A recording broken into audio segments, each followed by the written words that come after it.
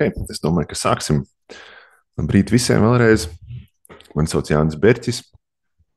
Un šodienas tikšanās mērķis ir ļaut tiem, kam vēl varbūt nav pieredze nekad bijusi ar būvs informācijas modeļiem, vai arī tā ir varbūt neliela, praktiski pamēģināt atvērt un lietot BIM kopā ar mani.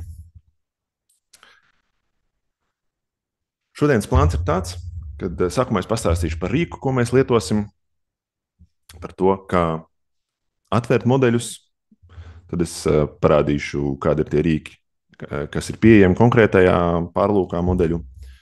Beigās es padalīšos ar noderīgiem padomiem, un būs arī viens praktisks uzdevums, kur jūs varēsiet pamēģināt tos modeļus jau pielietot. Un visbeidzot, pašās beigās būs jautājumi un atbildes. Tā es ceru, ka man var labi dzirdēt, redzēt. Jautājumus jūs varat rakstīt arī uzreiz čatā. Es ik pa brīdiem varu paskatīties to, bet principā galvenos jautājumus un atbildes tad uz pašām beigām. Un tad varam sākt. Šodien mēs lietosim rīku, kurš saucās Autodesk Viewer. Tas ir viens no daudziem BIM pārlūkiem, bet tas ir viens no retajiem, kurš ir bezmaksas un kur var lietot tieši pārlūku programmā. Un tas darbojas jebkurā pārlūkā, tad Google Chrome, Edge vai tam līdzīgi. Un tas nozīmē, ka nekas nav jāuzstāda uz datoru, kas daudziem bieži vien ir diezgan liela priekšrocība. Šis pārlūks atbalsta daudz un dažādus formātus, bet lielākā daļa no tiem ir saistīta ar izstrādātāju Autodesk.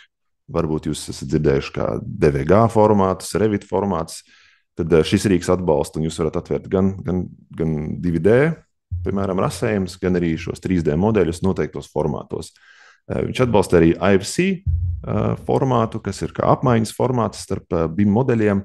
Bet viena lieta, kas ir trūkums šim bezmaksas rīkam, tas, ka jūs nevarat uztaisīt apvienoto, jeb savietoto modeli, bet to var iegūt citādā veidā, par ko es pastāstīšu arī nedaudz vēlāk.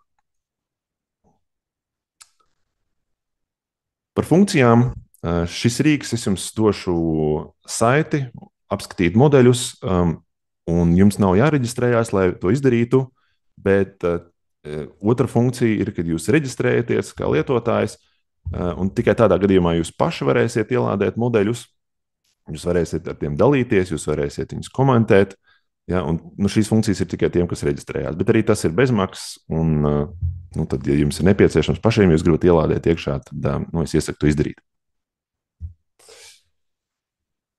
Par iekārtām, tad, kā es minēju, tas, ko mēs šodien pamēģināsim, būs pārlūkā, bet jūs varat izmantot šo rīku arī planšetdatorā vai arī telefonā.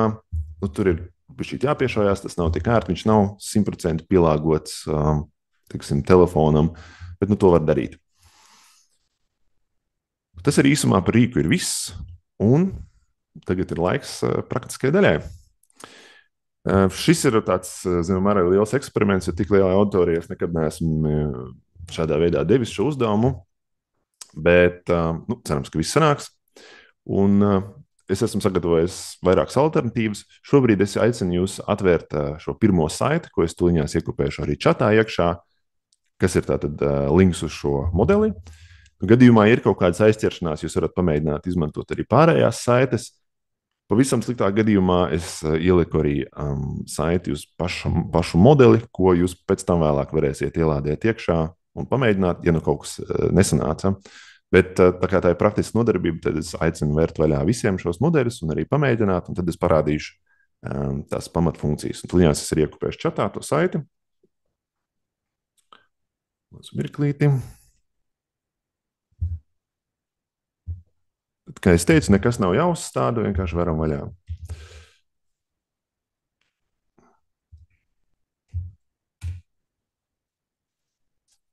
Tā es esmu iekopējis čatā šo saiti. Un tad es arī pats vēršu vaļā.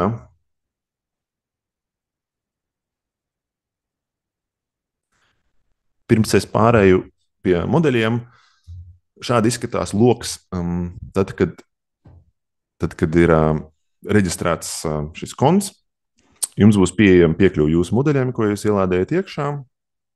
Viņiem ir derīguma termiņš 30 dienas, bet to termiņu var pagarināt. Un tā tad neierobežot laiku, vienkārši ir jāatcerās to izdarīt, ja tas ir nepieciešams. Ja, un tad šajā logā jūs varat ielādēt iekšā gan 2D, gan 3D failus, un pēc tam uz viņiem klikšķinot, jūs varat viņiem piekļūt klāt.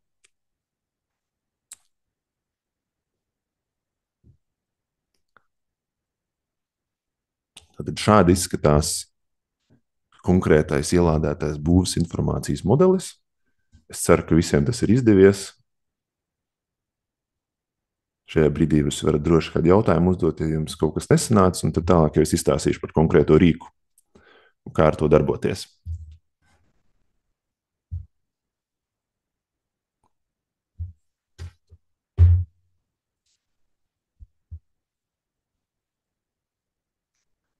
Vēlreiz tā saite, ko es iekopēju čatā, ir jāiekopē browserī, pārlūkā un jāatver vaļā. Varbūt kāds no jums var uzrakstīt čatā, apstiprināt, ka visi sanāca, tā lai es zinu, ka vismaz kādam ir aizgājis. Ok, lielākā daļa raksta, ka viss kārtībā. Super. Prieks dzirdēt. Nu labi, tad ejam tālāk pie funkcijām. Tātad šis ir pārlūks Autodesk Viewer, kā es minēju, un šeit ir tātad vairākas zonas, kur atrodas rīki. Nu, pirmkārt, jau pats galvenais loks ir, kur jūs redzat pašu modeli. Tā kustināšana notiek ar peles kreiso taustiņu, jūs varat ritināt to modeli, vai arī jūs varat uzspiest peles video taustiņu un tad kustināt to modeli. Un tā navigācija var notikt arī ar tādu šeit labajā pusītē kubiņu. Tur gadījumā, ja tas modelis ir pareizi, korekti eksportēts, tad tur strādās iespēja pārsteigties starp dažādām plaktēm. Šādā veidā, nu šeit es nevaru pateikt, ka viņš 100% ir laikam perpendikulārs, bet nu katrā ziņā var izmantot šo kubu arī, lai kustinātu to modeli. Un gadījumā, ja jūs kaut kur esat tālu prom, jūs varat uzspiest mājiņas simbolu un atgriezties atpakaļ sākuma skatā. Tālāk ir galvenie rīki, kas atrodas šeit lejasdaļā. Nu, tie ir arī tie, kurus jūs izmantosiet modeļu pārlūkošanai, mērīšanai un tam līdzīgi. Šodien es rādu pārlūku Autodesk Viewer, bet ir daudz un dažādi pārlūki, tādi, kurus var uzstādīt uz datora. Ir arī tādi, kas ir sasaistīti, piemēram, ar šīm saucamajām vienotajām datu vidēm, kur glabā informāciju. Un galvenokārt tās funkcijas viņiem visiem ir diezgan līdzīgas, bet, protams, kad būs, ja runājot tieši par bezmaksas pārlūkiem, tās funkcijas būs diezgan līdzīgas, bet katram no viņiem ir kaut kādas unikāli rīki vai īpašības, kas viņu padara labāku par citiem konkrētajā jomā. Ja? Piemēram, šis Autodesk Viewer, pirmkārt, kā es minēju, jūs varat viņu atvērt pārlūkā. Otrkārt, es pēc tam parādīšu, viņš ir vizuāli pievilcīgāks nekā visi pārējie un arī dažas citas lietas, par ko es pastāstīšu. Ok, tātad lejas daļā pirmie rīki ir saistīti ar to pašu navigāciju, kur jūs varat, teiksim, to pašu, ko jūs varat izdarīt ar peli, to jūs varat arī šeit pamainīt tās funkcijas. Nu, parasti jāatstāj uz orbitu. Tad tā ir tā funkcija, kad jūs varat grozīt modeli. Tālāk jau no tiem noderīgajiem rīkiem, ko jūs izmantojat, piemēram, lai modeļus izskatītu, lai izskatītu risinājumus, un tad sākās šie rīki, kas iet tālāk. Pirmais no tiem ir saucamais first person. Šis rīks jums ļauj virtuāli pastaigāties pa ēku. Tad, kad jūs viņu uzspiežat, tad jums ieslēdzās tāds skats, kur pirmkārt jūs ar peli un nospiežot peles kreiso taustiņu varat skatīties apkārt, un otrkārt izmantojot vai nu bultiņas vai arī klaviatūras taustiņas WASD, sākt staigāt pa māju, nu tātad šajā 3D vidē. Ja, nu, tur bišķīt ir jāpiešājās pie tās staigāšanas, bet, piemēram, šādā veidā var izskatīt risinājumus un mēģināt atrast kaut kādas arī kļūdas. Tālāk nākamais rīks ir šis measure, ja mērīšanas rīks. Tad tas ļauj jums mērīt 3D vidē. Tur ir vairākas iespējas, būtībā vai nu tas ir attālums vai leņķis, bet visbiežāk izmanto tieši šo attālumu funkciju. Un tad ir jāizvēlās sākuma punkts, beigu punkts. Viņš arī pieķersies klāt pie krustpunktiem vai stūriem, kā padarot to mērīšanu ērtāku. Bet tad, kad jūs mērat 3D vidē, vienmēr ir jāpaskatās, vai jūs esat pareizi izlikuši mēru, tāpēc, ka bieži vien ir iespēja, ka jūs, piemēram, šeit arī varat nejauši uzklikšķināt citā vietā, un tas mērs jau nebūs pareizs. Nu, respektīvi, tas jums ir jāpaskatās, jāpagroz tas modelis no vairākām pusēm, un jāpaskatās, vai tas mērs, ko jūs izlikāt, ir pareizā vietā piesiets. Šeit var arī notīrīt tos mērus, clear uzspiest, vai arī te var dzēst pa vienam viņus. Tālāk trešā noderīgā funkcija ir section, jeb griezuma taisīšana. Šeit ir iespēja uztaisīt griezumu no 3 plaknēm, X, Y, Z, vai arī uztaisīt kā kasti griezumu. Bet visbiežāk izmanto šīs plaknes. Šeit svarīgi ir pareizi paskatīties uz modeli, lai viņš saprastu, no kuras puses mums ir jānogriež. Respektīvi, ja es skatīšos no apakšas, tad Z plakne tiks griezums izveidots no apakšas. Ja, un šeit parādās tāda bultiņa, ka es varu griezt un kustināt. Savukārt, ja es skatīšos no augšas, tad uzspiežot atkal Z, uztaisīšu šo griezumu plakni no augšas. Lūk, tātad šeit parādās iespēja kustināt. Te var arī mainīt to rotāciju, bet parasti es to neiesaku darīt, jo tas nav šajā gadījumā nav īpaši precīzi, bet dažreiz tas var noderēt.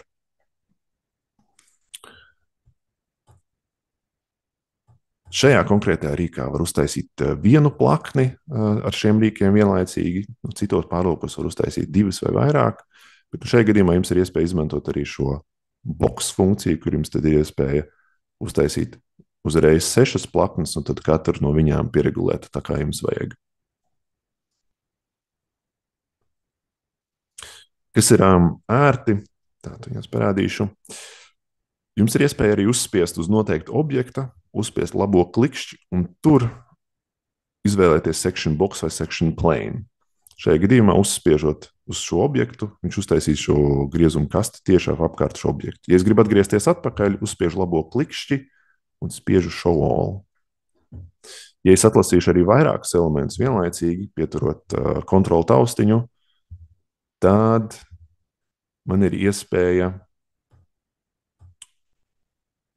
uztaisīt arī griezuma, piemēram, šo kasti uzreiz ar vairākiem elementiem, tie, kurš ir atlasīti. Šajā gadījumā tur pa daudz atlasīju un tā. Un visbeidzot, vēl 2 funkcijas ir explode. Tās būtībā es neesmu vismaz atradis kaut kādu pielietojumu, tas jums ļauj uzspridzināt modeli un paskatīties, no kādiem elementiem viņš sastāv, bet tas ir tāds vairāk izklaides, manuprāt, rīks.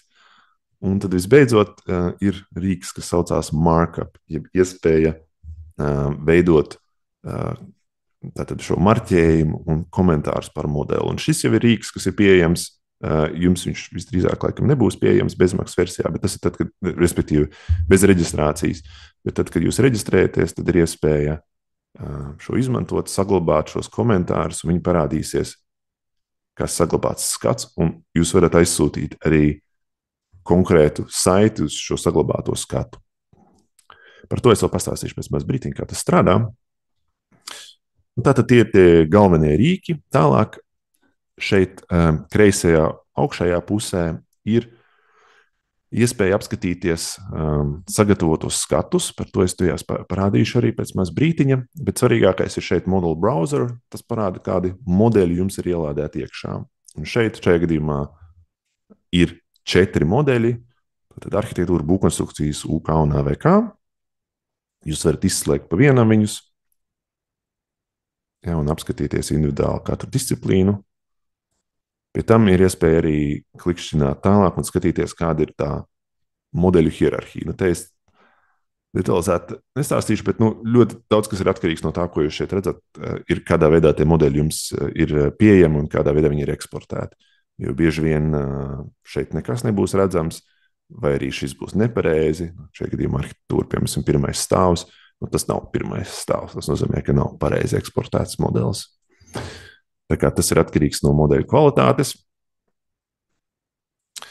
Šeit papildus vēl ir iespēja izmantot meklēšanas funkciju. Jums ir zināms kaut kāds parametrs, kas varētu būt, pēc kā jūs varat meklēt.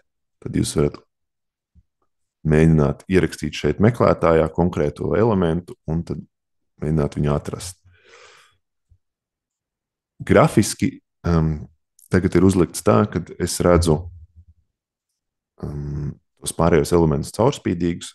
Šeit pie settingiem ir dažādi iestatījumi, es detalizēti nestāstīšu, bet ir viens tāds ghost hidden objects, kuru noklikšķinot es varu noņemt nost to pārējos elementus, lai es viņus neredzu. Nu, šajā gadījumā ierakstot, uzspiežot konkrēto to, ko es uzspiedu, viņš man parādīja šos elementus. Respektīvi, atkal labais klikšķis, show all objects, un es atgriežos apakaļ pie kopējā skata. Tālāk par properties. Properties ir parametri, jeb atribūti, kas ir pievienoti klāt elementiem. Tātad atkal ir atkarīgs no tā, kādā veidā ir eksportēts, kā ir modelēts.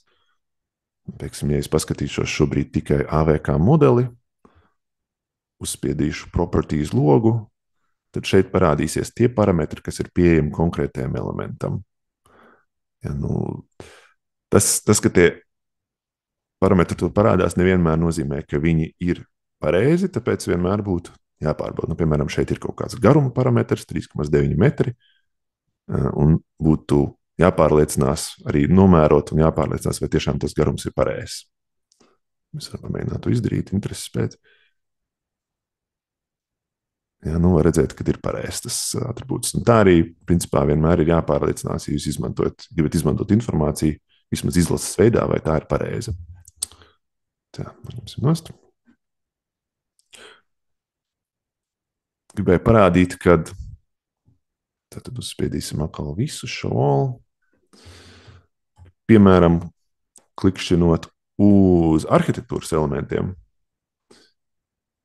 jums ir pieejami daudz mazāk atribūtu. Šeit, šajā konkrētajā modelī, jūs nevarat nolasīt ne laukumu, ne jebkādu citu informāciju.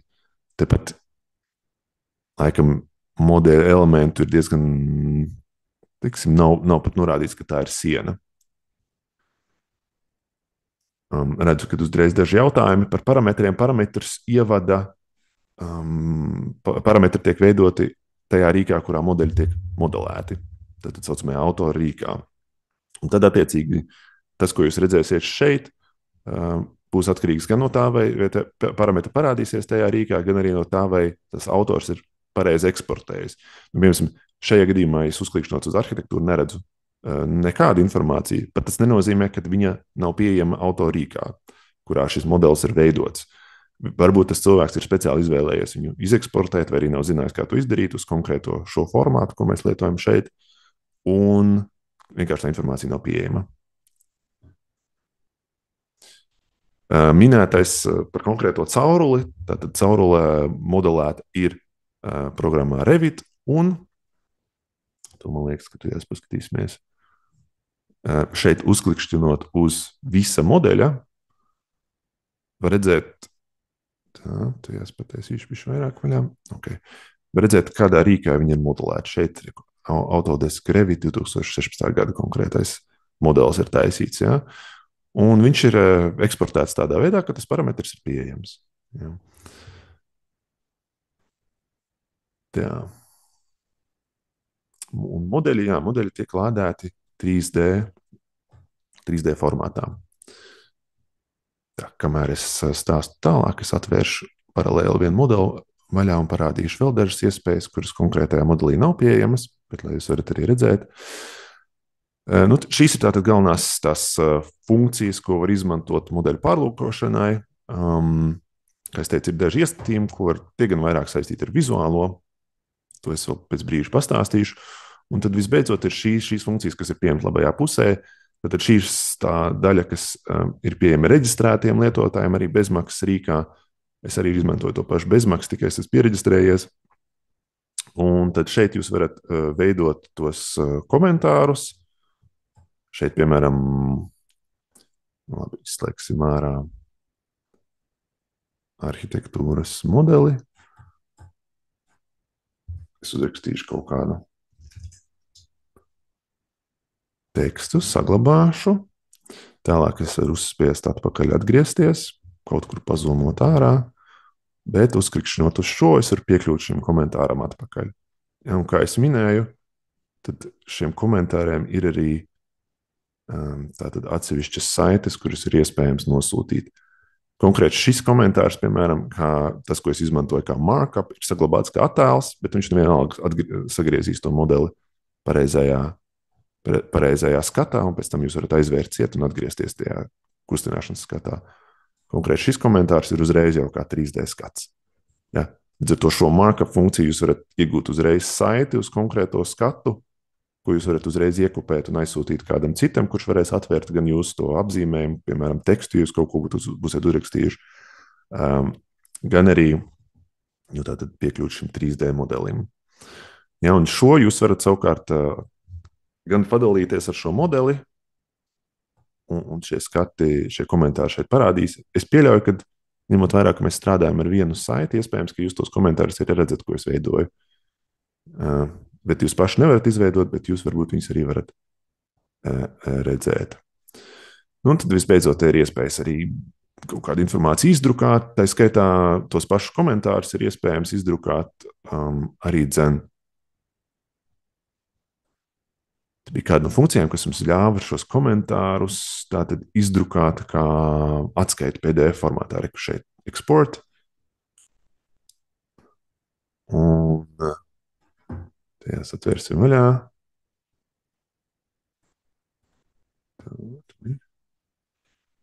Visādi logi.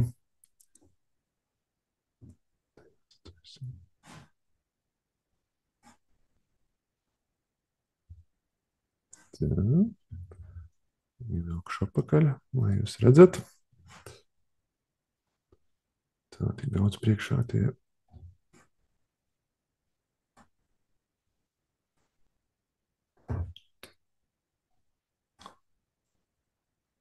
Nu, tā izskatās tie komentāri. Ja? Nu, tā ir tāda kā atskaita, ko viņš izveido ārā no tiem komentāriem. Nu, lūk, un tad arī ir iespēja padalīties ar pašiem modeļiem un tam līdzīgi. Jā, un arī kur jau raksta komentāros, ka tas, ko es tagad uztaisīju, jums ir redzams. Tas nozīmē, ka jums ir iespēja, piemēram, šo iziet zem modeļiem cauri, rakstīt komentārus un tad aizsūtīt to pašu saiti un visi viņu redzēs. Ja, un tad, savukārt, ja gribās atbildēt, tad, protams, ir jāpiereģistrējās, un tad to varēs izdarīt.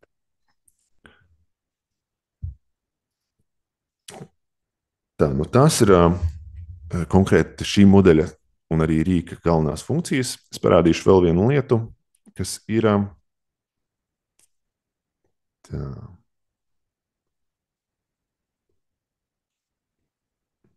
Šitais laikam nebūs īstais, paskatīšos vēl.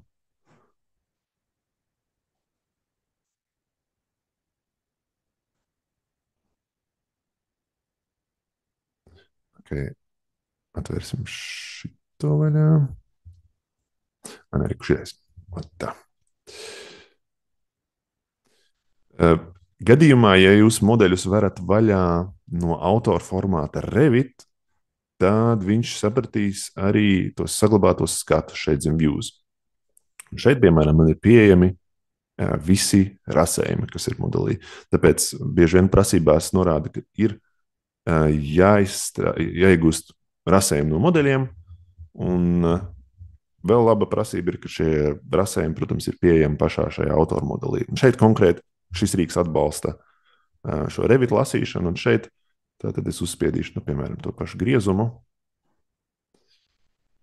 Un šeit man ir pieejams jau rasējums. Un viņš arī ir kā rasējums, bet tomēr viņš ir bijis gudrāks, jo jums ir iespēja arī klikšķināt uz tiem objektiem, apskatīties tās pašas īpašības, kas tur ir pievienotas klāt. Nu, šeit arī var redzēt, ka informācija, piemēram, par sienu jau ir daudz vairāk. Jā. Bet, kā es teicu, nevienmēr tai visai informācijai var uzticēties, un tāpēc viņi ir kaut kādā veidā jāpārbauda. Kā es minēju, šajā pārlūkā, protams, var ielādēt arī citus formātus iekšā, bet pārsvarā tas darbs notiek ar Revit AFC formātiem. Bet, šīs ir konkrētās funkcijas. Un šeit es varu paklikšķināt arī. Ne visi šie skati, protams, būs tādi, laikam, nav noformēti. Vai te, piemēram, vispār ir tukšas lapas. Jā, atvērsim vēl kādu skatu, fasādes. Nu, šeit ir kaut kāds darba modelis, bet katrā ziņā, kas ir interesanti, piemēram, šādā veidā arī ir šis elements šeit ir ievietots kā no 3D modeļa paņemts, līdz ar to viņš arī faktiski ir tas pats elements, kas parādās 3D vidē. Tā, tu jās paskatīšos ātri komentārus, redzu, ka ir diezgan daudz kaut kas parādījies. Tā, jautājums par Arhikadu. Arhikadam ir cits pārlūks. Viņš ir uzstādāms uz datora. Ja jūs gribētu Arhikadu konkrēti, tad jums būtu jāizmanto viņu rīks. Savukārt, ja jūs izmantojat IFC formātu, kas ir, no kura no Arhikada var eksportēt uz IFC, tad jūs varat izmantot arī šo pārlūku vai kādu citu, kā es teicu, šim ir problēma tāda, ka jūs nevarat savietoto modeli izveidot. To es pastāstīšu pēc brīža, kā to var izdarīt. Bet tieši Arhikadam ir, ja nemaldos, viņš saucās, nepareizi, varbūt nepateikšu pareizi, varbūt tas ir BIM Vision vai tam līdzīgi, tad neatceros no galvas, bet viņiem ir arī pārlūks, jā. Tas pats jautājums par PLN. Kā es teicu, vai nu var paprasīt tam, kurš viņu modulē eksportēt viņu uz kādu formātu, ko šis pārlūks var atvērt, vai jūs varat izmantot citu pārlūku, jo tad pārlūki ir diezgan daudz un dažādi. Kā es teicu, arī priekš Arhikada viņiem pašiem savs ir. Informācija, ko pievieno autors, vai kaut kā tā tiek automātiski ģenerēta, jā un nē. Tā, es parādīšu šito konkrēto modeli. Tad, kad jūs modelējat kaut ko autorīkā, tādā kā Revit vai Arhikad, un izmantojat pareizus rīkus, piemēram, jumta rīks vai cita veida rīks, pēc noklusējuma parasti jau kaut kāda informācija parādīsies iekšā, ko jau var izmantot. Šajā gadījumā šis ir jumts, kas ir veidots ar jumta rīku, ir informācija, ko ievada autors, piemēram, šajā gadījumā būs kaut kāds tips, kaut kāds papildus informācija vēl pielikt klāt. Jā, un ir informācija, kas parādīsies automātiski. Šeit ir kaut kāds laukums, tilpums, slīpums un tam līdzīgi. Kāda informācija jūs redzēsiet, es minēju, ir atkarīgs no vairākiem faktoriem. Kā ir eksportēts, ko autors ir ielicis iekšā, kādas ir galvenokārt prasības tiem modeļiem.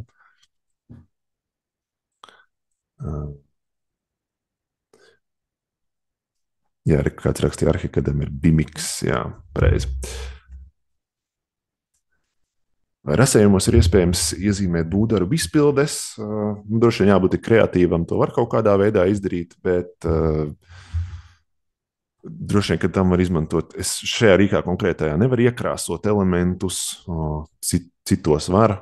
Tur ir jāpaskatās, kā šo var ērtāk, vai to var izmantot tam vai nevar. Bet, kā es teicu, neviens rīks nav ideāls, tāpēc ir jāstāsta konkrēti tam, ko jūs gribat pielietot, ko jūs varat izdarīt. Ok, tagad es jums parādīju tās pamatfunkcijas, dažas lietas es jums vēl izstāstīšu, un tad uztaisīsim uzdevumu. Tad es uzlikšu apakšā prezentāciju. Tā.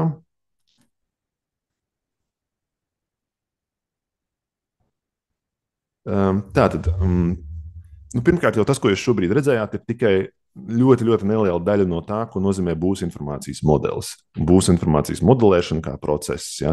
Jo tas ir faktiski tā ir darbība process, kurā informācija tiek radīta, ar to apmainās, uz tā pamata pieņem dažādas lēmumus, piemēram, par budžetu, par ēkas risinājumiem un tam līdzīgi. Un tā forma, ko jūs šobrīd pamēģinājāt, ir tikai viens no veidiem, kā ar modeļiem var strādāt, un viens no veidiem, kā tas modelis ir sagatavots, bet iespējas ir ļoti daudz un dažādas. Tie saucamie BIM pielietojumi, kā tos modeļus var izmantot, ir dažādi. Kā jūs minējāt, tur ir saistībā ar būvdarbiem, ir iespējas visādos veidos modeļus izmantot, gan ar projektēšanā, gan aprēķinos, gan tam līdzīgi. Jā, un līdz ar to, pirms es turpinu tiem dažiem padomiem un uzdevumiem, es gribēju arī izmantot iespēju pastāstīt, ka jūs esat pirmie šodien, kas uzzina, ka es izveidoju apmācības, kas ir tieši priekš iesācējiem domātas un tiem, kuri vēlas soli pa solim iemācīties, kas ir BIM, jo, kā es teicu, BIM ir daudz plašāks daudz plašāka tēma. Konkrēti šajās apmācībās es parādu ne tikai, kā var atvērt modeļus daudz un dažādos formātos, bet arī kā vispār tos var izveidot un kā top šie modeļi, lai jūs saprastu, kāds ir tas process, ka jūs nonākat līdz kaut kādam rezultātam, gan arī, protams, kādā veidā tos vispār var pielietot. Ne tikai tā, kā mēs šodien skatījāmies, vienkārši viņus grozot, bet kā reāli jūs varat, piemēram, izskatīt normatīvus, atbilstību normatīviem, izvērtēt risinājumus, meklēt kļūdas un daudz ko citu. Es jau kādu laiku cenšos Latvijā ieviest būvniecības nozarē jaunu apmācību formātu, kas ir teorētisks saturs apvienots ar praktiskiem uzdevumiem, līdzīgi kā jūs pamēģinājāt šodien. Un tā doma ir, ka soli pa solim jūs varat apgūt šīs tēmas un piekļūt šiem apmācībām neierobežot laiku no jebkuras vietas, un respektīvi, ja jūs esat ļoti aizņemts un neatrodieties Rīgā, piemēram, jūs varat jebkurā vietā piekļūt šīm apmācībām, mācīties un arī saņemt atbalstu, ja jums ir kāds jautājums. Nu jā, un tās apmācības ir veidotas gan pasūtītājiem, gan būvniekiem, gan arhitektiem, gan projektētājiem, un jebkuram citam, kuram interesē uzzināt vairāk, kā var iegūt no BIM. Un viena lieta, ko šobrīd būvniecības nozarē neviens nepiedāvā, ir garantija tam, ka, ja tas, ko jūs dzirdēsiet, jums nav noderīgs, tad viss nauda jums atgriež atpakaļ. Un šobrīd apmācība cena 39 eiro ir. Ja jūs esat gatavi kļūt zinošāki par BIM, tad piesakieties. Un tālāk par padomiem un uzdevumu. Pirmkārt, tātad, kā es minēju, šis rīks konkrētais neatbalsta iespēju izveidot savietotos modeļus. Līdz ar to gadījumā jūs gribētu lietot konkrētu šo rīku un gribētu apskatīt modeļus, kas satur, kā līdzīgi šeit, dažādas disciplīnas, tad jums būtu jāpaprasa, lai kāds tādu izveido. Konkrēti vislabākais formāts šim rīkam ir saucamais NVD formāts, kur atbalsta Autodesks, bet ir iespējams arī kādam citam pajautāt IFC formātā, izveidot savietotu modeli, vai arī tad ir variants izmantot autora formāta Revit modeļus, kurus arī šis rīks ļauj apvienot šos savietotos modeļus. Nu, tad tas ir trūkums, to var apiet ar noteiktām prasībām, bet galu galā, ja jūs esat arī pasūtītājs, jūs varat paprasīt, lai jums šis modeļu autors ielādē šos modeļus un sagatavo. Mēs tā esam likuši, piemēram, iepirkuma prasībās, kad projektētājiem ir jāpiegādā pasūtītājs vai šajā vai kādā citā pārlūkā, lai viņi var apskatīties šos modeļus, neko neuzstādot uz savu datoru. Šajā rīkā es vēl parādīšu, ir viens no plusiem ir tāds, ka jums ir iespēja, es parādīšu citu modeli, šis modelis jums ir pieejams vienā no saitēm, ko es jums devu. Šie modeļi, ja tiem modeļiem ir pievienot klāt materiāli, un viņi ir ievietoti šajā autora formātā Revit, jūs varēsiet redzēt šīs materiāla tekstūras. Respektīvi, es nezinu nevienu šobrīd pārlūku, tieši BIM pārlūku, kurš var padarīt modeļus arī vizuāli pievilcīgs. Jo pārsvarā jūs redzēsiet modeļus tādus, kā jūs redzējāt to sākotnējo modeli, dzeltenus, tā teikt, ar vienu veidu krāsām. Ja? Un šajā gadījumā, ja jums gribas vizuāli arī pievilcīgi modeli, tad šis rīks ir diezgan labs arī šajā ziņā, jo jums parādīsies tie materiāli. Ja, to atbalsta tieši iespēja ielādēt šo Revit autoru formātu. Jā, to neatbalsta, piemēram, IFC formāts, kur nesaglabājās šīs materiāla tekstūras. Nākamais padoms ir BIM kopumā procesā ļoti liela vērtība ir tam, ka pēc iespējas vairāk cilvēki var iesaistīties šajā būvju izskatīšanas procesā. Un viņiem nevajag ļoti padziļināt zināšanas, piemēram, modeļu lietošanā, bet savukārt iespējams, ka viņiem ir ļoti labi zināšanas kaut kādā savā specifiskā jomā.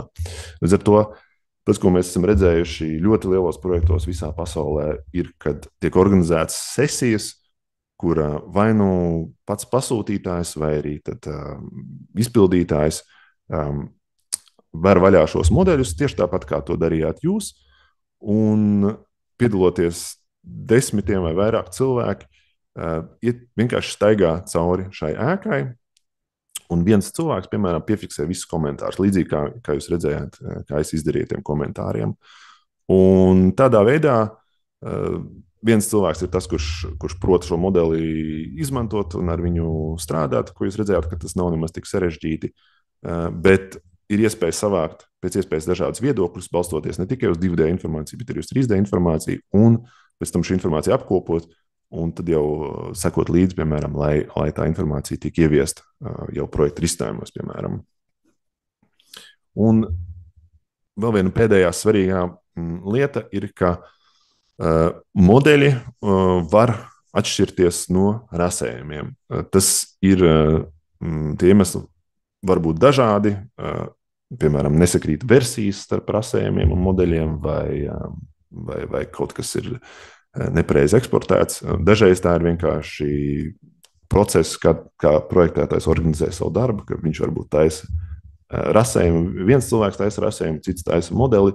Tas ir ļoti nepareizi, un to cenšas arī pēc iespējas šobrīd mazināt ar dažādām prasībām, ja, jo jūs zaudējat šo saikni ar rasējumiem. Tāpēc, ja jūs esat pasūtītājs, vienmēr ir jāpieprasa, ka rasējumi tiek iegūti no modeļiem. Ja. Jūs esat autors, tas arī jums tikai jāiemācās, to ir izdarīt, un tas jums jebkurā uzlabos to procesu, un jūs paliksiet efektīvāks tieši iegūstot šos rasējumus no modeļiem. Ja, bet vienkārši jums būs lielisks modelis, un jūs teiksiet, ka tur nav neviena kļūda.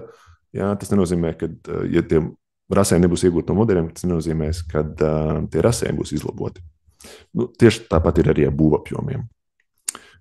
Nu tā, mums jau būs iespēja uzdot jautājumus pēc brīža, bet tagad es gribēju vienkārši vienu jums uzdevumu, sakot, 2 uzdevumus jums uzticēt, lai jūs paši arī pamēģināt.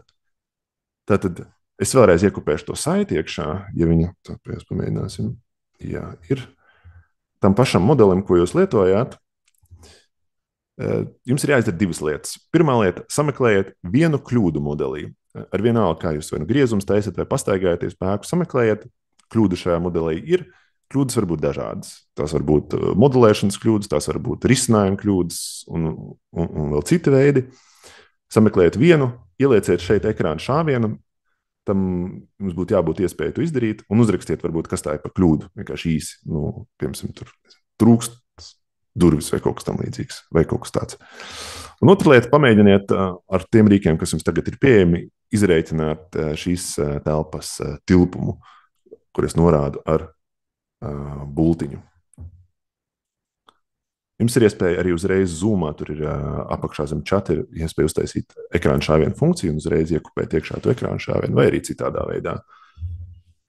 Ok, jums ir 5 minūtes, un tad pēdējā lieta ir jautājumi un atbildes, ja jums tādi ir. Jebkuri saistībā ar BIM vai konkrēto rīku jūs varēsiet droši uzdot. Bet tagad 5 minūtes šim uzdevumam.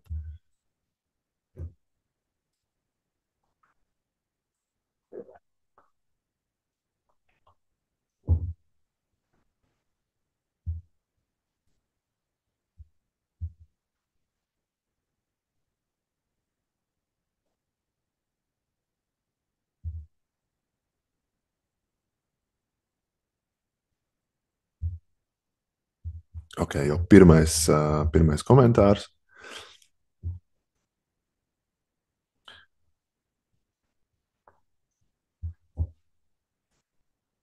Pirmais ekrāna šāviens. Labi. Gaidu vēl.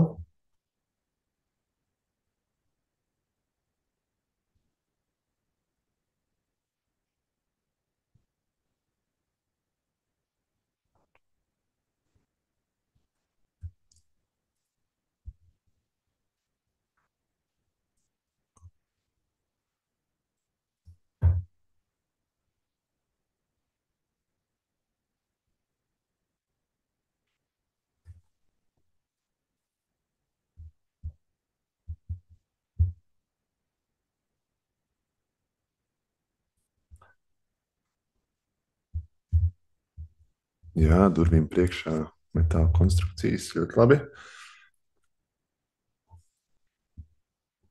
Nu, katrs vienu atrodiet un tad sarēķiniet to tilpumu.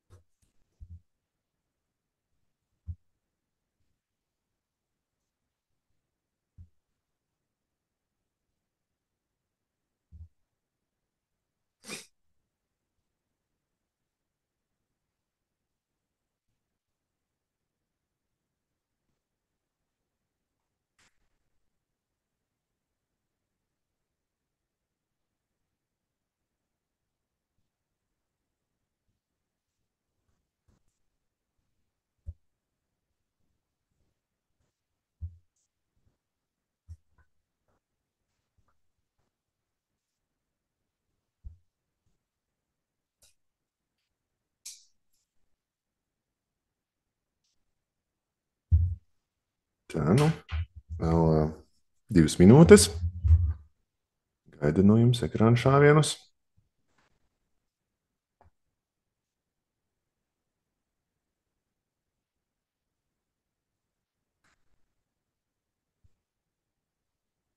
Jā, ļoti labi.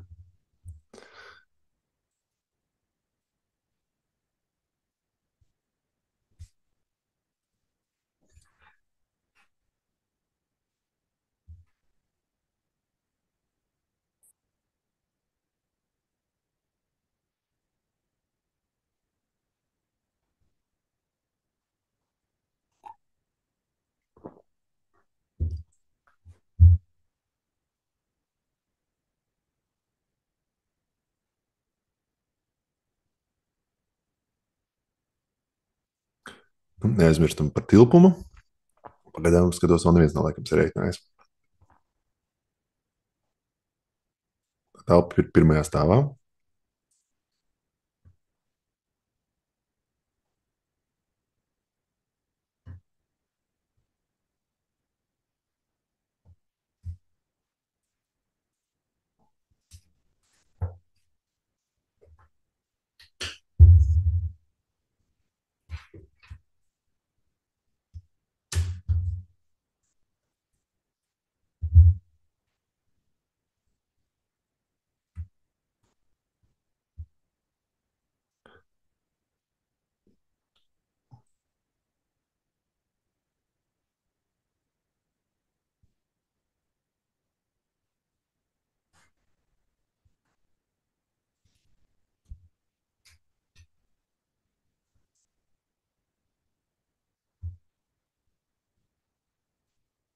Nu, vēl minūte. Kāds ierakstiet, kāds ir tilpums telpai?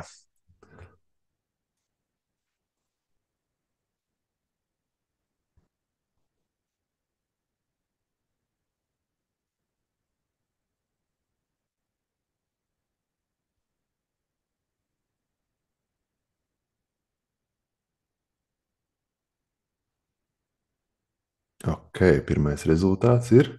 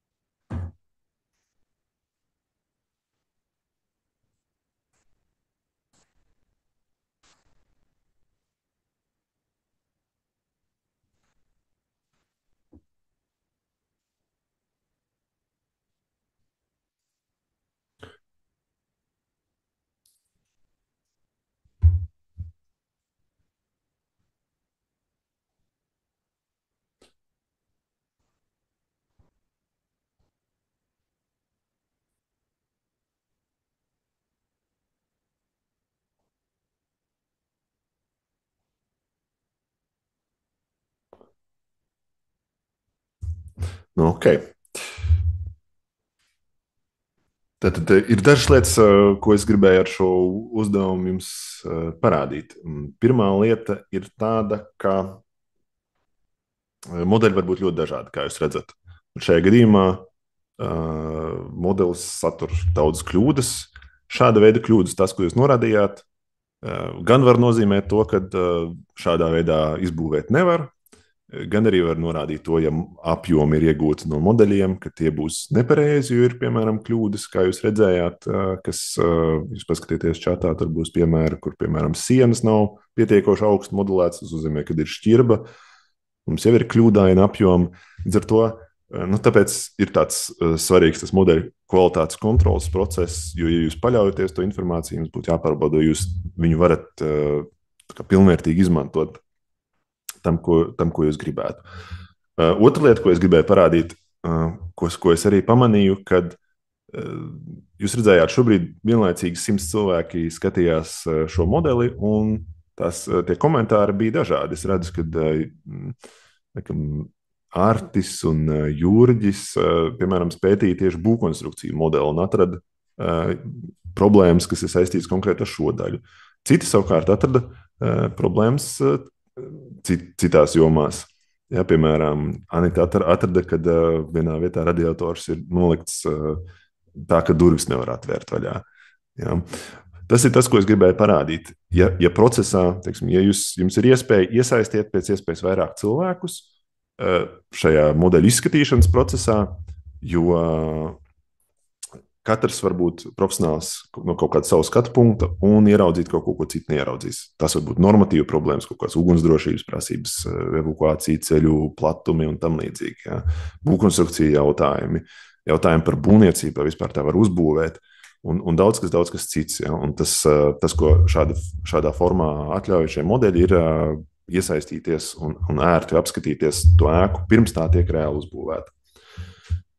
Nu jā, un kā es teicu, kad konkrēti šis modelis parāda, ka informācija nepietiek, lai viņu izmantotu, piemēram, būvapjomu iegūšanai, pie tam, ja tur būtu pat informācija, būtu kļūdaini, jo paši elementi nav modelēti pareizi. Otrais uzdevums parādīja mums vēl vienu lietu, ka, lai gan jūs visi izmantojat vienus rīkus, kaut kādiem žēl tie tilpumi sanāca katram ļoti atšķirīgi. Jā, tur es pat nevaru pateikt, kas ir vidējā, laikam 212 ir vidējā vērtība. Es pastīšos, kas man bija sanāca, jo es izmantoju tos pašus rīkus, man sanāca 202,95 kubikmetri. Un te bija jautājums par to, kāda būtu pareizākā tehnika tilpumiem. Tad viss ir atkarīgs no tā, kā tie modeļi veidoti un kādi rīki jums ir pieejami. Šajā gadījumā faktiski vienīgais rīks, ko jūs varējāt izmantot, bija mērlente, tātad mērīt 3D vidē. Tas, protams, ļauj uzskatāmāk izdarīt tos mērījumus.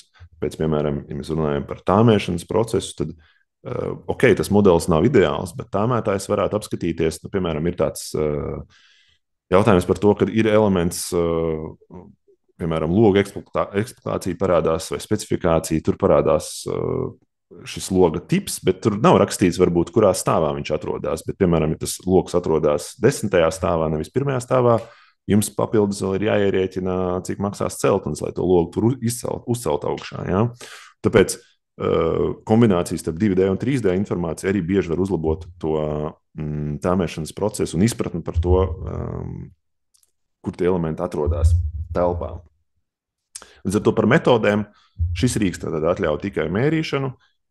Gadījumā atkal, ja modelis būtu veidots, un es tagad mēģināju atrast, laikam uz ātro es neatradīšu, bet ir tāda lieta kā telpas elementi, kas ir telpiski elementi, kurus arī modelē parasti pieprasa. Tur ir jautājums, vai viņi ir eksportēti vai nav. Un jau no paša telpas elementa jūs varēsiet nolasīt jau telpas kubatūru. Tā kā jums būtu jāuzklikšķina tikai uz telpisku elementu, un tur būtu rakstīts, kāds ir tilpums šai telpai. Vai tur būtu iespējams rakstīts kvadratūrā, vai telpas numurs un tam līdzīgi. Ja, un trešais jau ir izmantot kaut kāda veida speciāla programmatūra, kas ir domāta tieši būvapjomu aprēķināšanai, iegūšanai, kur jūs jau varat pusautomātiski vai automātiski iegūt tos būvapjomus. Bet viņi tāpat, piemēram, telpas tilpumā, viņi izmantot visdrīzāk to pašu telpas objektu vai arī kaut ko citu, kas ir pieejams. Iespējams, tā būtu grīdas apdare reizināta ar augstumu līdz griestiem vai kaut kas cits. Tā kā tur jau detalizētāk tad ir tieši jautājums par būvapjomu iegūšanu jāapskata. Tā, mēs esam nonākuši līdz beigām. Izskatās, ka eksperiments, es nezinu, vai kāds, es zinu, ka Latvijā neviens neko tādu nav darījis, varbūt pasaulē arī neviens to nekad nav darījis, kur vienlaicīgi 100 cilvēkiem bija iespēja atvērt modeli un ar to padarboties. Tā kā tādā ziņā jūs esat izturējuši šo eksperimentu un to arī apsveic, un tagad iespēja ir brītiņu uzdot jautājumus. Tātad pirmais jautājums, es redzu, ir kā apvienot modeļus. Es pagriezīšu tos jautājumus, lai man tuvāk. Tā, par modeļu apvienošanu es stāstīju. Ir vairāk variantu. Pirmkārt, šis rīks ir jautājums, ko jums atļauj konkrētais rīks. Ja jūs gribētu, piemēram, paši apvienot modeļus, un jums ir viņi pieejami saucamā IFC formātā, labāk izmantot ir uz datoru instalējumus pārlūkus, tādus bezmaksas, piemēram, kā Bimicolab, Zoom vai citi OpenIFC viewers. Jā, gadījumā, ja jums nav pieejams IFC formāts, ir jāskatās, kādi modeļi jums ir pieejami. Ja? Vai jūs varat paši viņus apvienot, vai nevarat.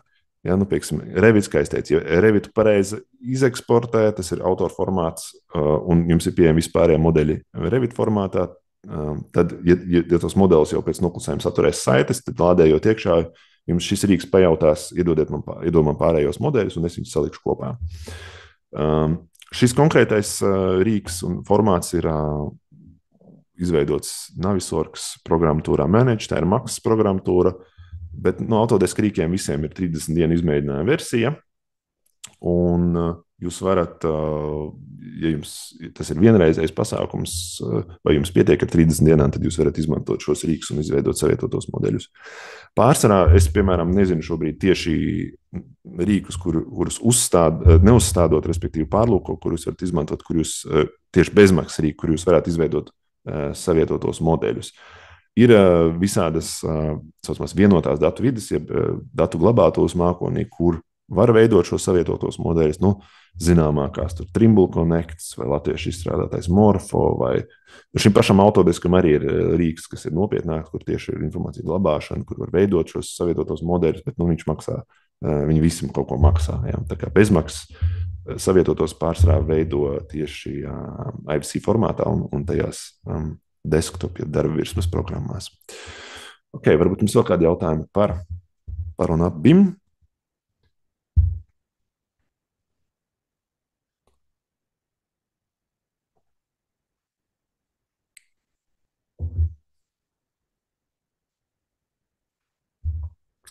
Tad Ainis raksta materiālu specifikāciju ar siltumu ietilpību.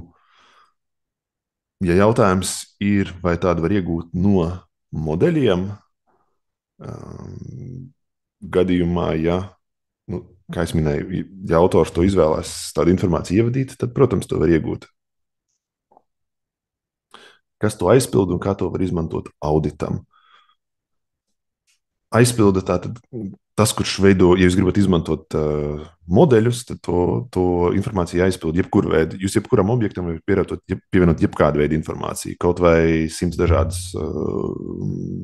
informācijas, jeb saucamās atribūtus, vai tas būtu siltuma ietilpība, vai siltuma vadības spēja, vai nespēja, vai materiāls un tam līdzīgi. Jūs varat pievienot neierobežotu daudzumu atribūtu, kurus jūs tad varat izmantot. Un tālāk jau ir atkarīgs, vai nu jūs varat vizuāli apskatīties un klikšķināt un lasīt to informāciju, vai jūs izmantojat speciālus rīkus, kas ļauj jums kaut kādā veidā analizēt to informāciju, vai pirmkārt viņi ir iekļauta, vai viņi ir pietiekoši, vai atbilst normatīviem un tam līdzīgi.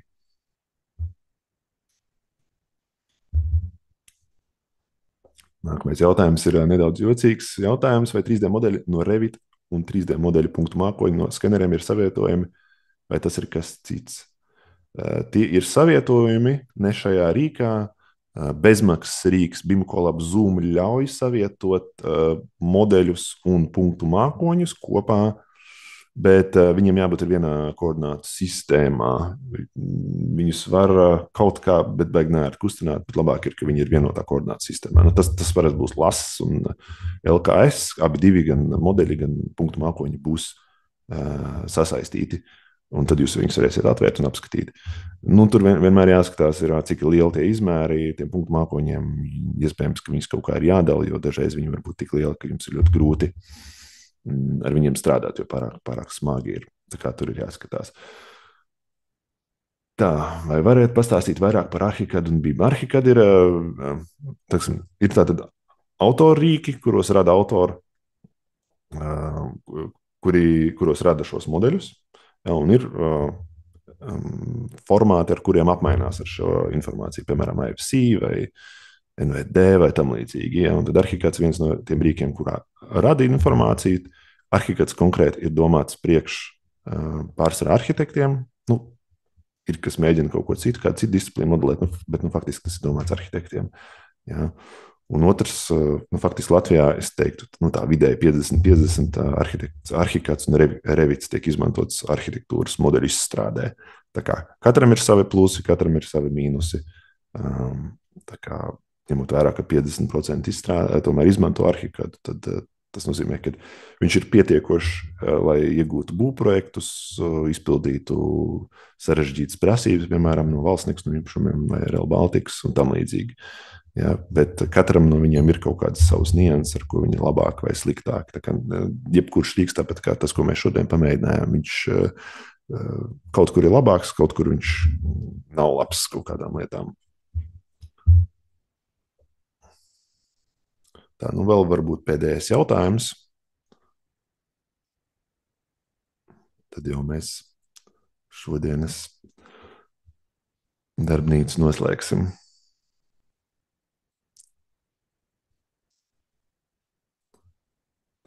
Nu, kamēr tas jautājums top, tad gribēju arī atgādināt, ka sekojiet līdzi tam es katru nedēļu dalos ar kaut kādu informāciju un ar kaut kādiem jaunumiem, tā skaitā saistībā ar BIM standartizāciju Latvijā, dažādām problēmām un kā tās risināt un tam līdzīgi. Tā kā tas ir tas, ko es jums sūtu uz e-pastiem katru nedēļu, ko es pats rakstu un arī ar ko es saskaros ikdienā, vadot savu uzņēmumu, kas tieši specializējās attiecībā uz BIM vadības koordinēšanas jautājumiem, apmācībām, ieviešanu uzņēmumos un tieši kvalitātes kontrolēm un tam līdzīgi.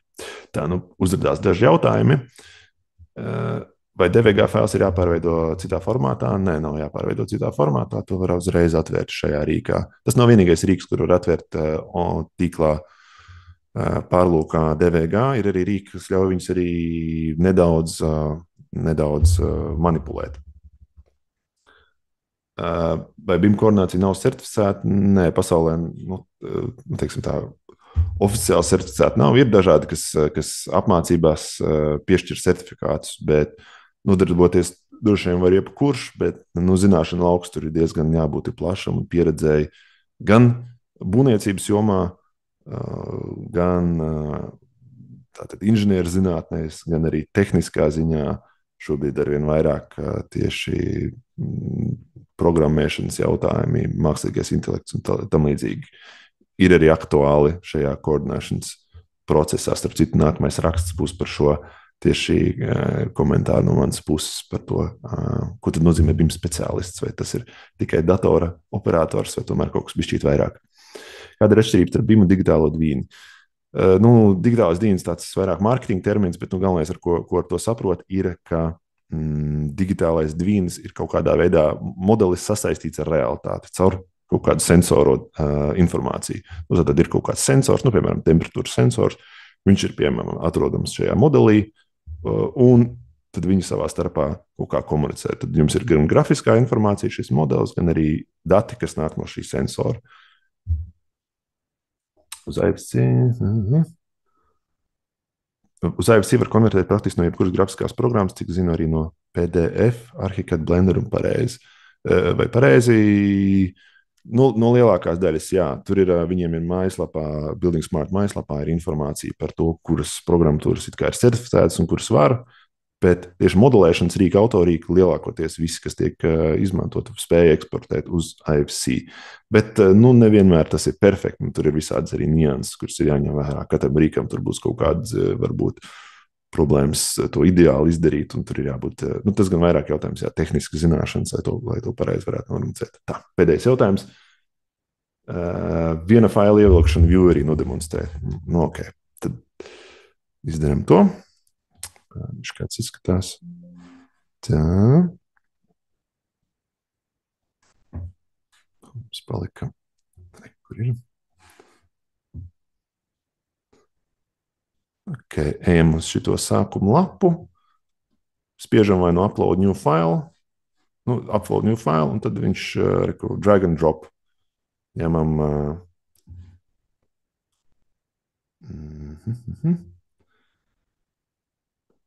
Tā, Tad mēs sameklēsim kaut ko.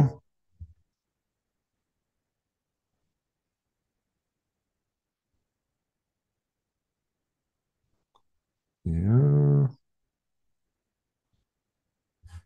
Velkam iekšā un reku viņš lādēs. Tad viņš brīdiņu apstrādās, no atkarīgs no faila izmēra, un tad viņš paliks tur ielādēts iekšā. Tas ir arī viss. Ok, liels jums paldies par dalību. Tiešām kuplā skaitā bija.